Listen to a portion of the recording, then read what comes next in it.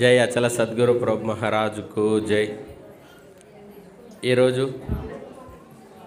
పౌర్ణమి సందర్భంగా, చైత్రమాస పౌర్ణమి సందర్భంగా మన ఆశ్రమంలో పూజా కార్యక్రమాలు, అదేవిధంగా అన్నదాన కార్యక్రమము చాలా వైభవంగా కలిసికట్టుగా చేసుకున్నాము. ఈరోజు అంటే మనము రోజు ఏదైతే ప్రార్థనా శ్లోకంలో మనం ఏదైతే పౌర్ణమి పూజకి సత్సంగముల్లో మనము ఇప్పటి వరకు మన గురువుగారు చెప్పిన గురు పూజా శ్లోకముల గురించి మనం రెగ్యులర్గానే చదువుతున్నాం. కానీ వాటికి అర్థాలు కొందరికి తెలుసు, కొందరికి తెలియదు. కానీ అది చదువుకుంటూ వెళ్తూ ఉన్నాం. ఈరోజు మనకి గురువుగారు చెప్పడం వలన ప్రతి ఒక్కరు కూడా తెలుసుకున్నాం. దానిలో ఉన్న మర్మం ఏంటి అన్నది మనము తెలుసుకున్నాం.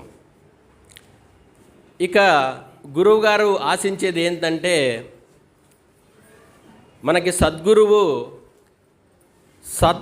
లక్షణాలు కలిగిన శిష్యుడు కావాలి అని చెప్పేసి అడుగుతారు. అయితే మనిషికి 2 లక్షణాలు ఉంటాయి, 2 అలవాట్లు ఉంటాయి. ఒకటి చెడు లక్షణము, ఒకటి మంచి లక్షణం.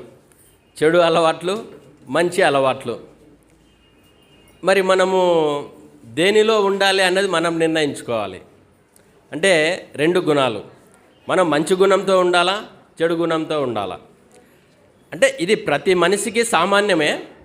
కాకపోతే మనం ఈ మార్గంలో ఉన్నాం కాబట్టి మనము సద్గుణాల్ని మనము ఎంచుకోవాలి. దీనిలో 2 దుర్గుణాలు కలిగింది ఎప్పుడు కూడా దుర్గంధం వెదజల్లుతూ ఉంటుంది, దుర్గతి అంటారు. ఇంకోటి సద్గతి అంటారు. దుర్గతి, సద్గతి. దుర్గతి అంటే చెడు అలవాట్లు, చెడు లక్షణాలు. ఆ పేరులోనే ఉంది, దుర్గంధం వెదజల్లేదే ఆ లక్షణమే దుర్గతి అని. మరి సద్గతి అంటే ఇప్పుడు మనము రెగ్యులర్గా ఎవరైనా పెద్దవారు ఇదైతే సద్గతి ప్రాప్తిరస్తు అంటాం. అంటే సద్గతి ప్రాప్తిరస్తు అంటే వాళ్ళు శాశ్వతంగా స్వర్గాన్ని, మోక్షం పొందాలి అని చెప్పేసి దీవించడం జరుగుతుంది. మరి మనకి దుర్గతి కావాలా, సద్గతి కావాలా అంటే, సద్గతి అంటే మరి చనిపోయిన వాళ్ళకే ఇది వర్తిస్తుందా? కాదు, ఇది ప్రతి ఒక్కరికి వర్తిస్తుంది. సద్గతి అంటే సత్ గతి, సద్గతి. సత్ అంటే సద్గుణాలు, మంచి ప్రవర్తన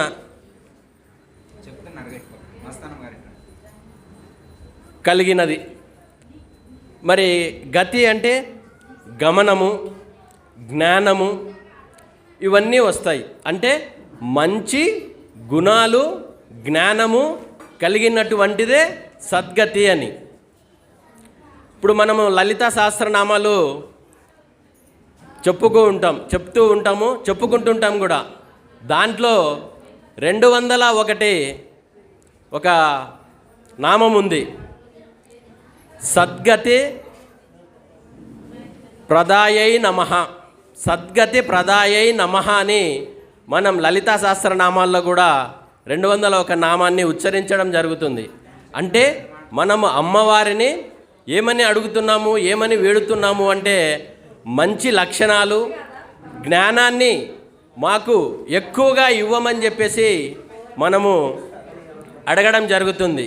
అంటే మంచి లక్షణాలు కావాలని. అంటే ఇప్పుడు నువ్వు మంచి లక్షణాలు లేవని కాదు, ఇంకా ఎక్కువగా లక్షణాలని మీ నుంచి నేను తీసుకోవాలి తల్లి, నన్ను ఆశీర్వదించమని చెప్పేసి మనము అమ్మవారిని కోరడం జరుగుతుంది. ఆ విధంగానే ఇప్పుడు మనము చెడు లక్షణాన్ని వదలాలంటే, ఇప్పుడు ఒక హోటల్కి వెళ్ళినప్పుడు అక్కడ మనకి ఫుడ్ బాగలేదంటే వదిలేసి వచ్చేస్తాం, అంతేగాని అక్కడే హోటల్లో కూర్చోం కదా. ఆ విధంగానే మనల్ని చెడు ప్రవర్తన, చెడు విషయాలకి దారి మళ్ళినప్పుడు మనము గురువుగారిని చేరుకొని సద్గుణాలని మాకు ఇవ్వమని చెప్పేసి మనము సద్గురువుని కోరడం జరుగుతుంది.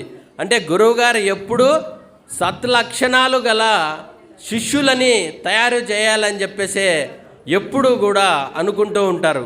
కాబట్టి అటువంటి గుణాలని మనము గురువు ద్వారా తెలుసుకొని, అంటే ఇప్పటిదాకా చెప్పిన శ్లోకాలన్నిటికీ మన జ్ఞానానికి సంబంధించిందే. కాబట్టి ప్రతి ఒక్కరూ జ్ఞానవంతులై గురువుని చేరి ఈ గుణాలతోటి నిరంతరము ఉండాలి అని చెప్పేసి నేను కోరుతూ సెలవు తీసుకుంటున్నాను. జై అచల సద్గురు ప్రభు మహారాజుకు జై. అందరికీ జై గురు.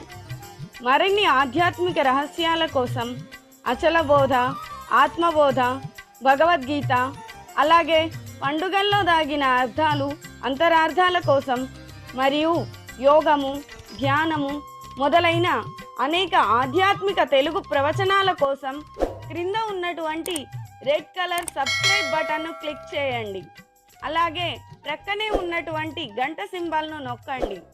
అలాగే ఈ వీడియో మీకు నచ్చినట్లయితే లైక్ చేయండి మరియు షేర్ చేయండి. జై గురు.